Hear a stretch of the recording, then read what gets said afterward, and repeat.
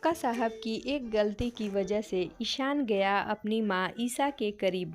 जी हाँ दोस्तों, गुम है किसी के प्यार के आगे अपकमिंग ट्रैक में आपको देखने को मिलेगा कि वहीं जहाँ अक्का साहब कॉलेज फेस्ट में इतनी गलतियों पे गलतियां कर देती हैं, जिससे नाराज़ होकर ईशान अपनी माँ से माफ़ी मांगने चला जाता है। जी हाँ दोस्तों, जैसा कि ईशा कॉलेज में एज अ गेस्ट इनवाइट रहती हैं, लेकिन उन्हें बाहर से ही अक्का साहब उनकी बेइज्जती करके ईशा मैम को अंदर नहीं आने देती, निकाल देती। वहीं ईशान से जाकर कहते हुए नज़र आती हैं कि ईशान, देखा क्या हुआ, उस ईशा को तुमने इनवाइट किया लेकिन वो नहीं आई, अपनी ईगो उससे सबसे ज़्यादा है।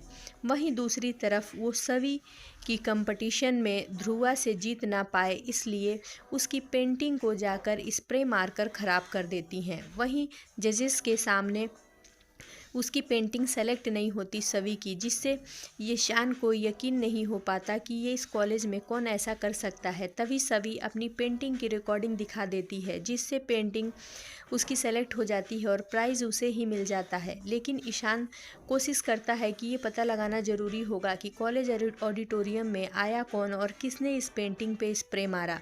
वहीं शुक्ला दादा से ईशान पूछते हुए नज़र आएगा कि ऑडिटोरियम की चाबी किसके पास आपने किसको दी, तो शुक्ला दादा बताते हुए नज़र आएंगे कि मेरे से सुरेखा मैम ने स्टोर रूम की चाबी मांगी थी, उस चाबी के साथ में ऑडिटोरियम रूम की भी चाबी थी।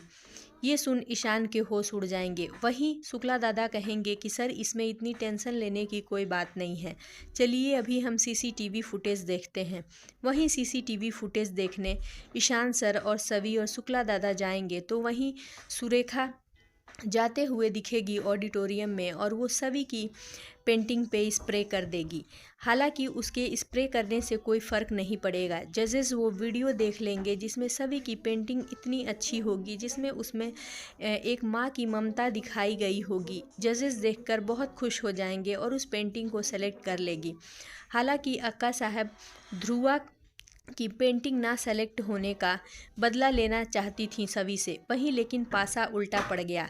और वहीं दूसरी तरफ सीसीटीवी फुटेज में शुक्ला दादा ये भी दिखा देते हैं कि यहाँ ईशा मैम भी आई थी, लेकिन अक्का साहब ने उनकी बेइज्जती भी करके और उन्हें अंदर आने नहीं दिया, वो टाइम पर ही आई थी। ये सुन ईशान के होश उड़ जाते हैं और वो पीछे तक के सीसीटीवी फुटेज चेक करता है। वहीं उसे कंफर्म हो जाता है कि सच में ईशा मैम यहाँ आई थी।